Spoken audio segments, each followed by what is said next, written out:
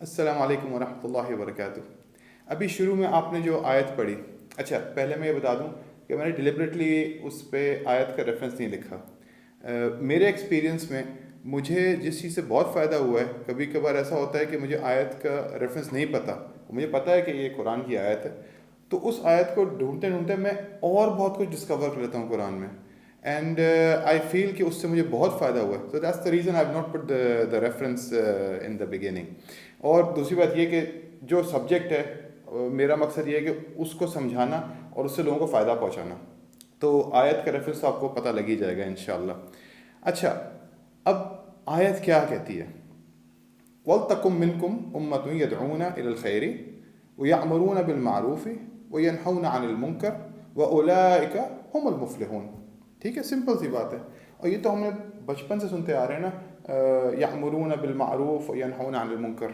اچھا، بچپن سے ایک اور چیز بھی ہوتی ہے کہ ہمیں کچھ آیات پہ بہت ایمفسائز کرایا جاتا ہے، ایمفسس دیا جاتا ہے کہ یہ آیت یاد کر لو، یہ آیت یاد کر لو، یہ آیت کر لو، یہ سمجھ لو، اس کو سمجھ لو، لیکن شاید انفارچونیٹلی اس آیت پہ اتنا ایمفسس نہیں دیا گیا ہمیں، اینڈ آئی فیل کہ یہ ہمارے دین کا ایک مطلب بیسک مطلب دین کا حق ہے ہم پہ، جو یہ آیت کہتی ہے ہمیں۔ یہ آیت کیا کہتی ہے؟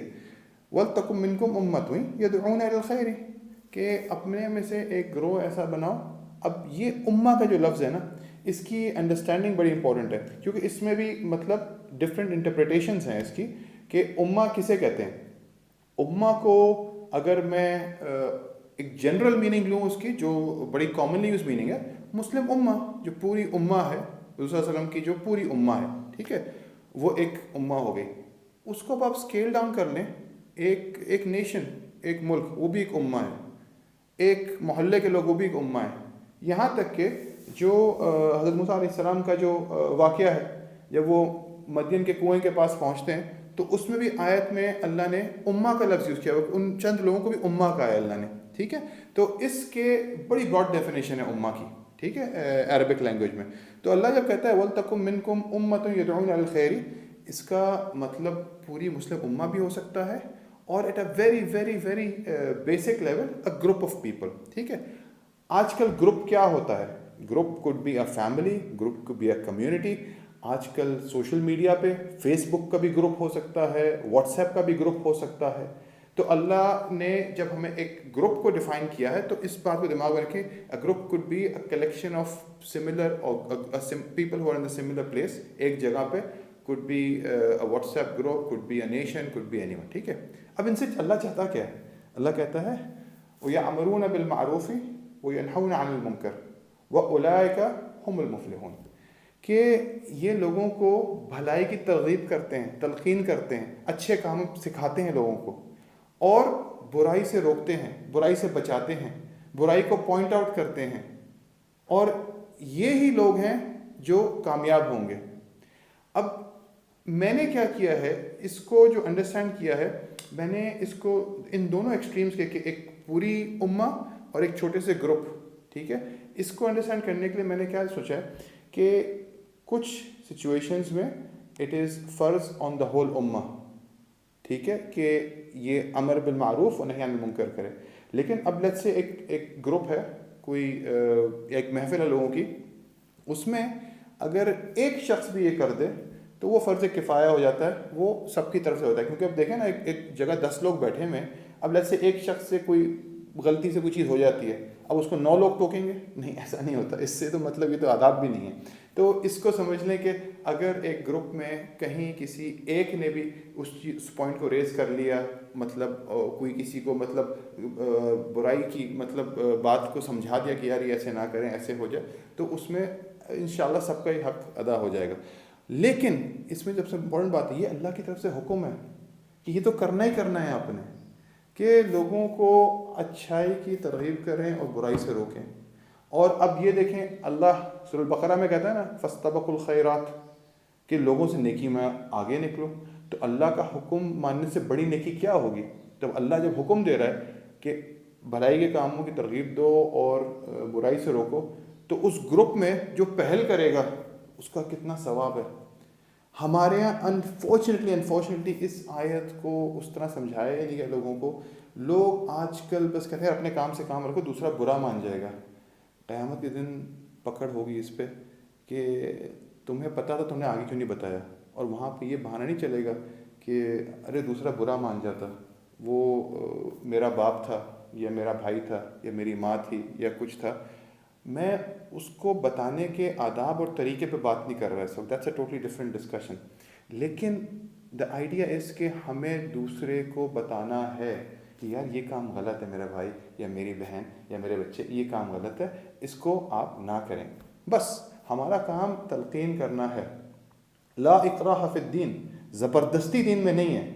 زبردستی سے کسی کو مار دھاڑ کے نہیں تمہیں یہ نہیں کرنا، ایسی کوئی بات نہیں ہے دین میں. لیکن آپ کو کہنا اور اس کو سمجھانا یہ آپ پہ فرض ہے، یہ ہر مسلمان پہ فرض ہے. کیونکہ اگر ہم نے اس کو یہ سمجھ لیا کہ یار وہ فرض کفایہ ہو جائے گا نا، کچھ لوگ تو ہیں جو علماء ہیں یا فقہاء ہیں وہ کر رہے ہیں نا کام، اچھا اگر وہ کام کر رہے ہیں تو باقی لوگ جہاں پہ وہ نہیں ہیں وہاں پر ہم لوگ مطلب ایسی بیٹھ جائیں بس نہیں. جب ہم کوئی بھی شخص جب دیکھے کسی چیز کو، اس کو فوراً، اب ٹوکنا جو ہے اٹس اے ویری اسٹرانگ لفظ ورڈ ہے، لیکن اس کو دوسرے کو احساس دلانا بہت ضروری ہے کیونکہ اس سے اس کی اصلاح ہوگی. اور ہم لوگ ایک کنبہ ہیں، ایک فیملی ہے، ایک امہ ہیں. ایک دوسرے کی اصلاح کریں گے تو دوسرے کو فائدہ پہنچے گا. اور اس میں ایک اور اینگل یہ آتا ہے کہ ہمارے یہاں آج کل کا وقت وہی ہو گیا ہے جو ڈارک ایجز تھی نا، جو اسلام سے پہلے، کہ گناہ مطلب ابنڈنس میں ہے اور نیکی نام کی کوئی چیز نہیں ہے. جب پھر دین آیا، دین آنے کے شروع کے جو چند سال تھے اس میں بھی گناہ کرنا آسان تھا، نیکی کرنا مشکل تھا. تو اس میں لوگوں کو بڑا اپنے آپ کو کیئرفلی مطلب کنڈکٹ کرنا پڑتا تھا. آج کل بھی وہی ہے. آج کل دیکھیں نا کہ گناہ کرنا کتنا آسان ہے، منکر کتنا آسان ہے اور معروف کتنا مشکل ہے. اور ایسی سوسائٹی جہاں پر نیکی کرنا مشکل ہو جائے، یہاں تک کہ لوگوں کو شرمندگی ہونے لگے، اور گناہ کرتے ہوئے انسان سیکنڈ مطلب نہیں لگاتا، سوچتا بھی نہیں، doesn't give a second thought کہ گناہ ہو کر رہا ہوں میں. تو سوچنا ایسے معاشرے کا کیا بنے گا. تو پھر ہم سے یہ پوچھا جائے گا کہ تم نے معاشرے کی اصلاح کی یا نہیں کی، تو اس کا کیا جواب ہم لوگ دیں گے کہ نہیں اللہ وہ تو برا مان جاتا، میرا رشتہ خراب ہو جاتا اس سے. رشتہ اللہ سے جوڑیں. اللہ نے بے شک کہا ہے کہ لوگوں سے صلہ رحمی کریں، رشتے قائم رکھیں. لیکن یہ تو کڑوا گھونٹ پینا پڑتا ہے جب اپنے کسی قریبی کو، اپنے مطلب بہت ہی آپ کا مطلب آپ اس کو چاہتے ہیں، اس کی جب اصلاح کرنی ہو تو وہ تو کرنا پڑتا ہے. طریقہ کیا ہے اس کو انسان ڈیبیٹ کر سکتا ہے، لیکن اس کو پلیز سمجھیں کہ انسان جب بھی کوئی ایسا کام ہوتے دیکھے جو اسلام کے دائرے سے باہر ہے تو اس کو پوائنٹ آؤٹ کرنا بہت ضروری ہے، تاکہ دوسرے کی اصلاح ہو. سکتا ہے بیچارہ دوسرا جو ہے وہ ان نوئنگلی کر رہا ہو، اس کو علم ہی نہ ہو کہ یہ کام میں غلط کر رہا ہوں. کیونکہ ایک یہ بھی ہے نا مطلب کہ معاشرے میں گناہ اتنا ابنڈنٹ ہو جائے گا، اتنا ایزی ہو جائے گا کہ دوسرے کو پتہ ہی نہیں ہوگا کہ میں گناہ کر رہا ہوں. اس کے اندر وہ احساس ہی نہیں ہوگا کہ میں گناہ کر رہا ہوں. وہ گناہ اس کے لیے بڑا نارمل ہو جائے گا. اور شیطان کیا کرے گا، جو چھوٹی چھوٹی وہ نیکیاں کر رہا ہے اسی پہ اس کو سمجھے گا میں تو مطلب صحابہ کے لیول پہ پہنچ گیا ہوں کہ میں اتنی نیکی کر رہا ہوں. اگر کوئی فجر کی نماز پڑھ لے مسجد میں تو وہ اپنے آپ کو کیا سمجھنے لگتا ہے، مطلب یہاں تو بہت کچھ ہے، لیکن دن بھر وہ کیا کرتا ہے.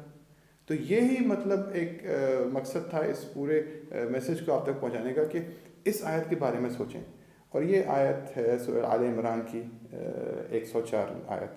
اور اس کو پڑھیں اور اس کو سمجھیں کہ یہ اللہ نے جب حکم دیا ہے اور جب کہا ہے وَأُولَٰئِكَ هُمُ الْمُفْلِحُونَ، تو اس کا کیا مطلب ہوگا. جزاک اللہ خیر. اپنا خیال رکھیں اور یہ میسج آگے بھی شیئر کر لیں لوگوں سے تاکہ سب کا بھلا ہو جائے. تو آپ بھی اپنا یأمرون بالمعروف کر لیں انشاءاللہ.